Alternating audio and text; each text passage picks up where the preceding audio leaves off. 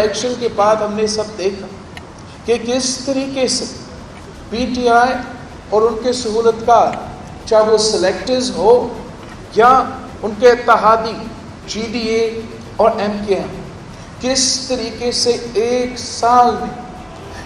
سال میں ہمارے حقوق پہ، ہمارے جمہوری حقوق پہ، ہمارے انسانی حقوق پہ اور ہمارے معاشی حقوق پہ حملے کرتے آ رہے ہیں۔ آپ نے اس عوام دشمن بجٹ میں کسانوں سے سبسڈی چھین کر ہمارا کسانوں کا معاشی قتل کیا ہے۔ آپ نے ہمارا پینشنز میں اضافہ نہ کر کے ہمارا بزرگوں کا معاشی قتل کیا ہے۔ مہنگائی کی سونامی اور ٹیکسز کا طوفان کھڑا کر کے عام آدمی کا، سفید پوش طبقے کا، ہر آدمی کا پریشان ہے، ان کے معاشی صورتحال بدحال ہے، لیکن ان کو کوئی ایفرٹ نہیں ہوتا کہ ہمیں عوام کو ریلیف دینا چاہیے۔